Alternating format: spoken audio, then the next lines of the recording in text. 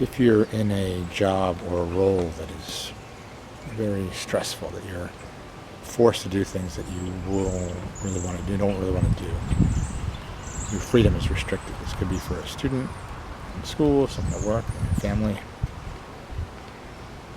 Then you're likely to deprive yourself of unconditional self-love because you're forcing yourself to do something that you don't want to do. It's essential in those moments, and there could be a really large number of these moments while you're in that situation, to send yourself love, to remind yourself why you're doing it. Maybe it's to get the paycheck. Maybe it's so that you can finish school and support a family someday.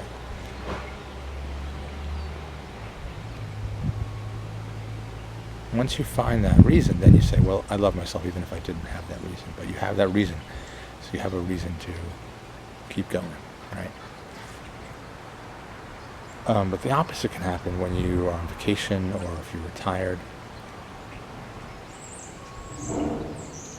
or if your job is changing or your role is changing. Then it's not the familiar, and the regulations and the rules and the procedures may not be there, and so you're kind of drifting.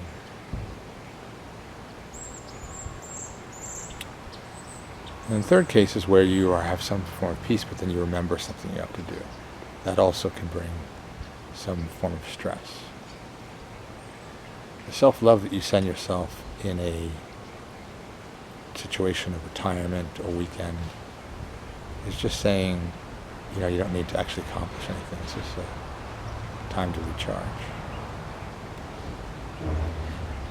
And then in the third case I mentioned, where something suddenly occurs to you, you got to do something you forgot. You were relaxed, but now you realize, oh, there's still more work to do.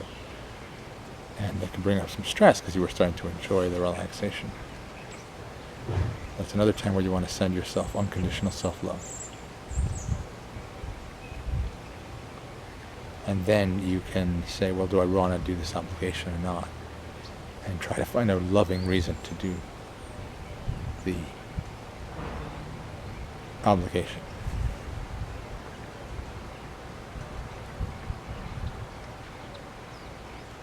The challenge for anyone who is a type 6 Enneagram is, and for many people, is the doubting of your own intentions.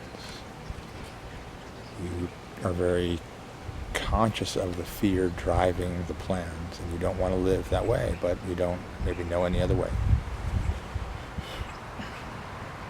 And you do know that when you achieve something, self-image looks good, other people are kinder to you, and you feel safer. You feel that love. It's conditional, but you still feel it. So it's very tempting to go for that. But it's a trap.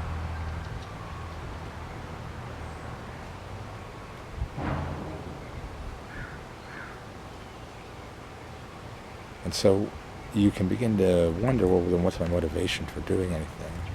And the idea is to take it really micro, like in the next moment. Don't worry about how you're going to do something tomorrow or in a week or a month. Just right now, there's something you either feel like you have to do or stop doing or change how you're doing. And the decision of what you do is equal, if not less than, the importance of sending yourself love, because then with the love you have the wisdom, right? You're not trying to do the action in order to win love. You already have the love, and so then you can say, well, in place of security and safety and love, what's the best thing to do right now? And then you're not having any attachment to some outcome from the expectation, from the action. You say, well, if I do this obligation, then I will get X, or I'll avoid X. And while that may be true, it's living from fear.